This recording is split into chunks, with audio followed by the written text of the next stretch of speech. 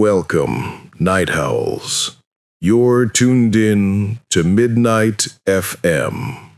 Tonight's story comes from the open highway, a place of long silences, flashing lights, and stories that never make the morning news.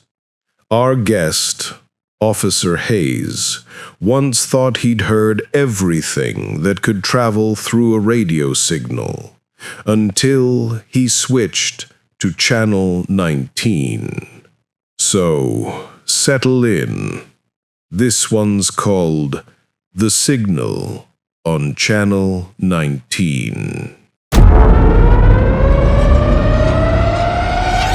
Thank you, Jacob, for inviting me once again. I'd been with Highway Patrol for 15 years when it happened.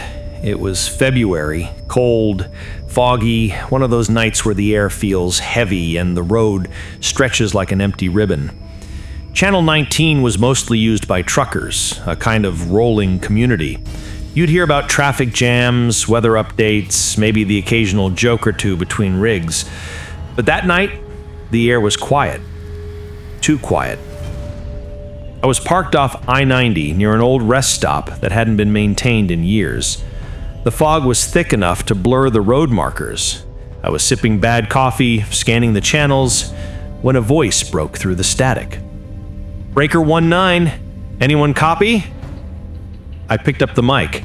"This is Highway Patrol Unit 247. Identify yourself." Nothing. Just a faint hum, then silence. A minute later, the same voice again, clearer this time. "Breaker 19, does anyone see the wreck?" I frowned. There hadn't been a call all evening. Dispatch was clean. I checked my GPS log. Nothing within 10 miles. "Unit 247 to unidentified driver. What's your location?" Static. Then the voice again, softer. "They're still in the car. Can't get them out." The tone of it stopped me cold. It wasn't a prank. There was fear in that voice. That tight, trembling kind that comes from someone trying not to panic. I keyed up my mic again. "Copy that. What's your location? Mile marker." No response. But under the static, I could hear something else. Faint crying. A woman's voice, distant and broken. I turned the siren lights on low and started down the interstate. The fog was so thick I could barely see past the hood. Every few minutes, the radio would crackle again. "Breaker 19, please, they're bleeding. We need help." I tried triangulating the signal. Dispatch confirmed there were no active calls anywhere near me. They even checked neighboring counties. Nothing. But I knew what I'd heard, and I wasn't leaving it alone. About 20 minutes later, I reached mile marker 213, an old stretch of road that curved sharply through a wooded valley. Most truckers hated it. I slowed down and called out over the radio. "This is Officer Hayes, Unit 247. I'm at 213. Anyone copy?" The reply came instantly, like it was waiting for me. Right there, right where it happened. My hand froze on the mic. I looked ahead. The road was empty.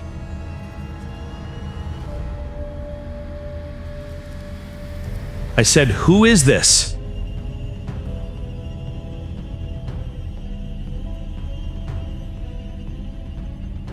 The radio hissed. Then, through the static, they didn't see the turn. Something in that voice didn't sound alive. It was faint, distant, like it was being transmitted from underwater. I stepped out of the car. The air was freezing. The fog moved slow, curling across the asphalt like smoke. When my flashlight hit the guardrail, I saw the dents, deep, recent, the kind that come from metal meeting metal. I leaned over the edge.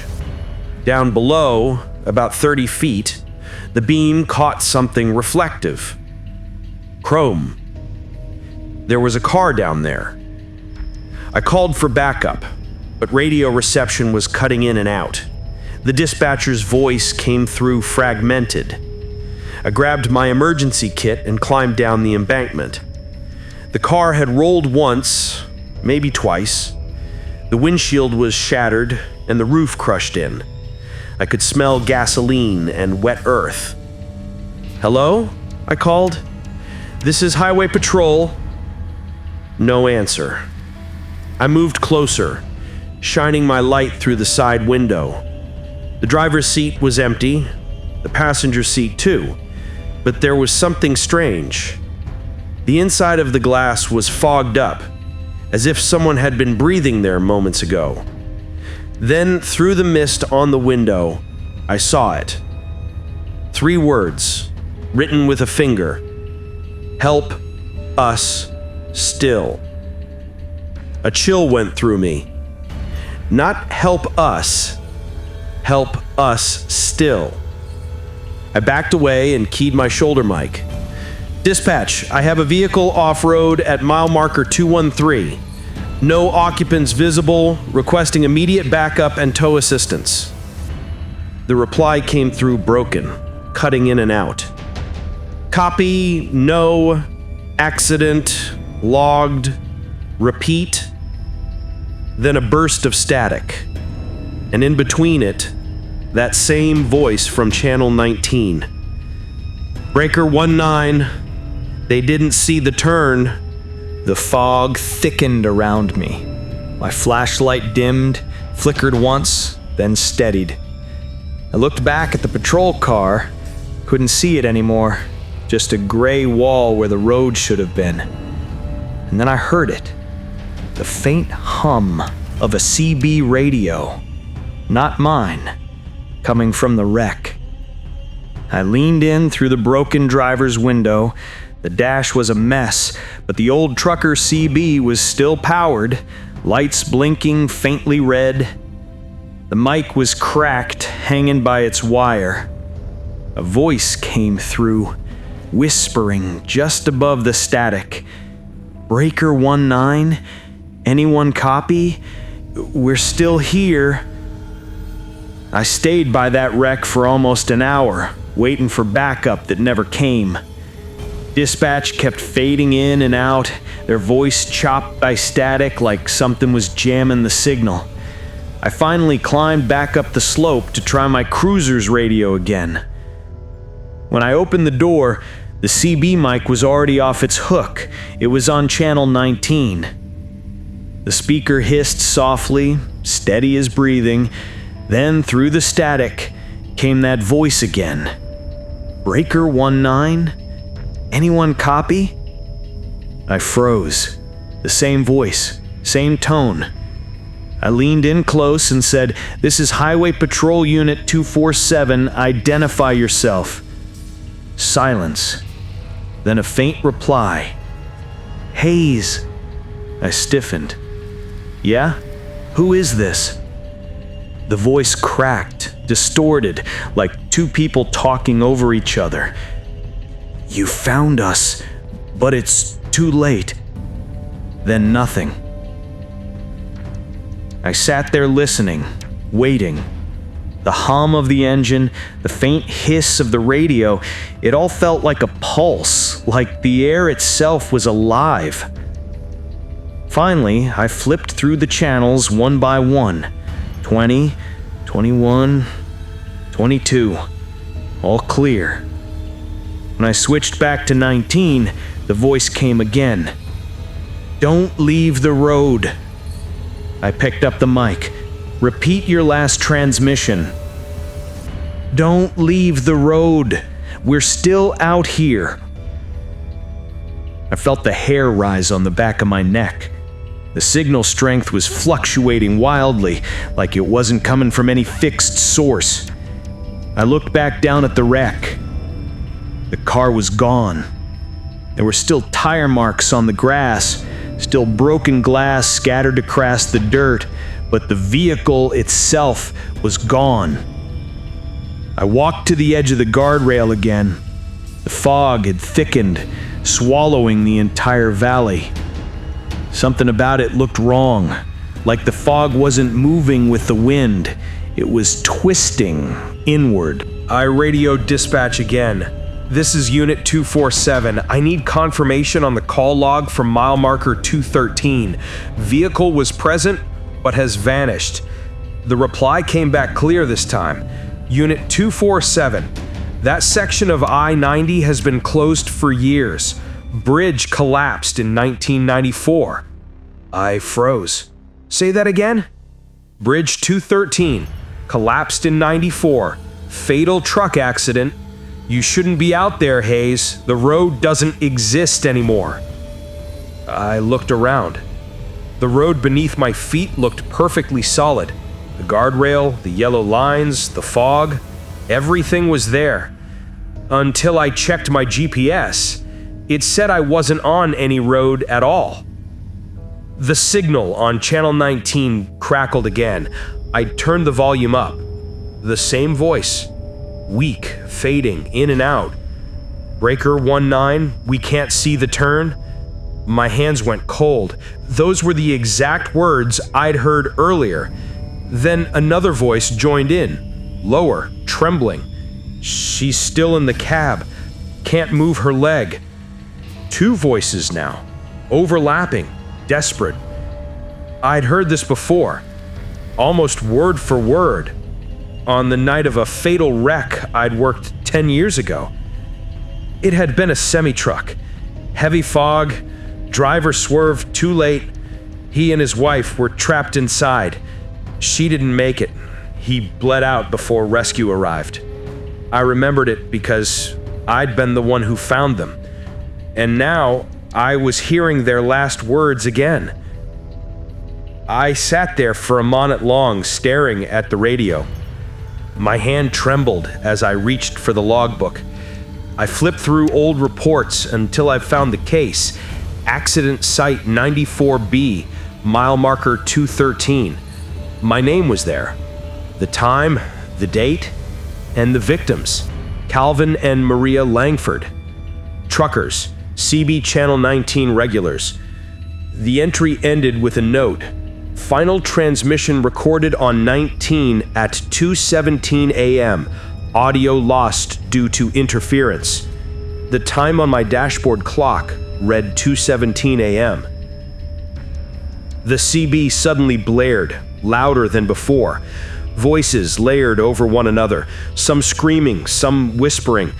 Through it all, one phrase repeated, clearer than the rest. Breaker 19. Help us still. It was the same message written on that car window. I turned off the radio. The sound didn't stop. It was coming from somewhere else, from the cruiser speakers, from my body cam mic, from every channel at once. The whole car vibrated with it, like the frequency was shaking the world itself. Then the sound cut out completely. And in the silence that followed, a woman's voice whispered just behind my ear, "Hayes." I spun around, flashlight in hand. Nothing but fog outside the window. The radio clicked once more. Then a new voice spoke, calm, steady, unfamiliar. "Unit 247, do you copy?" I grabbed the mic. "Yeah, go ahead." "Hayes, this is dispatch. Where the hell are you? Your tracker's gone dark. We've been trying to reach you for over an hour." I swallowed hard. "I'm on I-90, mile marker 213. Static." And then dispatch again. "Hayes, there is no mile marker 213. For a long moment, I just sat there listening to the static. The fog outside was so thick that my headlights could barely cut through it, turning everything into a milky wall of white. Dispatch's words echoed in my head. There is no mile marker 213. I checked my GPS again. No road data, no coordinates, just a blank gray screen. Still, I was sitting on asphalt. I could feel it under the tires, see the painted lines, hear the wind moving across the guardrail. Whatever was happening, it felt real. I keyed the mic again. "This is Officer Hayes, Unit 247. My location data is corrupted. Can you trace my signal?" Dispatch answered faintly through the static. "Negative. Your transmitter's not showing on the grid. Are you sure you're on I-90? I stared at the road ahead, perfectly straight, stretching into fog that never ended. Before I could reply, the radio clicked twice. Channel 19 reactivated on its own. That same broken voice whispered, "We can't see the turn." I reached for the dial to shut it off, but the moment I touched it, every frequency lit up at once. Channels 1 through 40 all filled with overlapping voices. Truckers, dispatchers, civilians, all talking, crying, calling for help. And over all of them, one voice rose above the rest. "Hayes, stay with us." I knew that voice.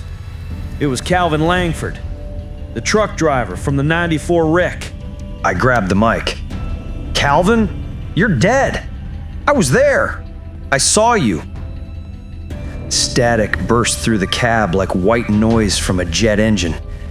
Then his voice again, softer, almost pleading. "We never left, Hayes. The road keeps us." I turned down the volume, shaking. The car's dash lights flickered. The fog outside seemed to pulse with each word from the radio. I forced myself to breathe, eyes locked on the windshield. Through the mist, a faint red glow appeared ahead, pulsing like brake lights. And next to it, I saw the outline of a semi-truck cab, crushed and twisted. The exact same truck from the 94 report. I stopped the cruiser and stepped out. The sound of static filled the air now. Not from my radio, but from everywhere. It was in the fog itself, low and constant, like distant electricity humming through the night. I approached the wreck slowly. The front end was buried halfway into the guardrail, the doors bent inward, windows shattered. I shined my flashlight through the cracked glass. 2 figures sat inside. Still, their faces pale under a thin layer of frost. It was them. Calvin and Maria Langford. My throat tightened. I stepped closer, trembling. Their eyes were open, cloudy, lifeless, staring straight ahead. But their hands were still gripping the radio mic, pressed between them. And the CB speaker was still on, still transmitting. I leaned in. The red light on the channel indicator flickered, and a whisper came through. "Breaker 19, help us still." Then both corpses turned their heads towards me. I fell backward, the flashlight hitting the ground. Their mouths opened in unison, static pouring out like a voice made of electricity. The sound grew louder, vibrating through my chest until I couldn't hear my own breathing. And then the fog moved, fast, violent, swallowing the entire wreck in seconds. When it cleared, they were gone. The truck, the flare, the bodies, gone. Only the cracked asphalt remained, and the sound of Channel 19 still whispering in my cruiser. I stumbled back to the car, shaking. When I sat inside, the radio had changed. The display now showed numbers, flickering rapidly, almost like coordinates. I wrote them down. When I looked them up later, they didn't match any location on Earth. Just open water, middle of the Atlantic. The voice came again. Quieter now. Almost calm. Breaker 19. Keep driving. I switched off the radio. The sound didn't stop. I unplugged the power cord. Still didn't stop. It was coming through the speakers, even with the entire system dead. Then a single phrase, crystal clear. Don't forget the turn this time. I drove for hours after that. No destination, no sense of direction, just the white fog swallowing the world outside my windows. Every few minutes, CB would crackle, word here, whisper there. Sometimes my own name, sometimes a woman's cry that faded before I could respond. I don't remember turning off the highway. I don't even remember stopping. All I know is the next thing I remember, I was parked back at the precinct. My cruiser was coated in frost. The headlights were still on, and the clock on the dashboard read 2:17 a.m., the same time the Langfords died. I filed my report that night, but no one believed it. They said there was no record of a call on Channel 19, no location logs, no damage to the guardrail. When I went back the next morning, the entire stretch of road was gone, barricaded, overgrown. No trace of any accident site. I checked the archives again, searching for the Langfords case. The file had been erased. No record, no audio, nothing. But the next day, I found something else waiting on my desk. A small envelope. No name, no return address. Inside was a single cassette tape. No label, just the word replay written in red marker. When I played it, the first thing I heard was my own voice. Breaker 19, this is Officer Hayes. Anyone copy? Then static. Then another voice, faint, broken. Hayes, don't forget the turn. And then the same sound that's haunted me ever since. The sound of the crash. Metal twisting. Glass breaking. A woman's scream. Then silence. I turned the tape off and just sat there staring at it. I hadn't said those words. Not yet. But they were mine. My voice. Recorded in a place I hadn't reached. Not yet. 2 nights later, I went back out. Same cruiser, same fog. I told myself it was just unfinished business. Maybe a faulty memory. Maybe trauma. But deep down, I knew the truth. The highway calls people back. The ones who hear the signal. The ones who don't take the turn. I tuned the CB to channel 19 again. Static. Silence. Then a whisper. Breaker 19, we're still out here. They say if you're driving through the old stretch of I-90 on a foggy night, tune your radio to channel 19. You might hear someone calling for help. Sometimes it's just static. Sometimes it's a voice asking for your name. If that happens, don't answer, because once you do, they'll know you can hear them, and they'll never stop calling. That was Officer Hayes with The Signal on Channel 19. They say the highway remembers every voice that's ever cried out in the dark, and sometimes the road calls them back. So, if you're out there tonight, night owls, and your radio crackles to life with a voice you don't recognize, don't answer. Just keep driving. Until next time, This is RJ Jacob, signing off from Midnight FM. Stay safe and stay in the light.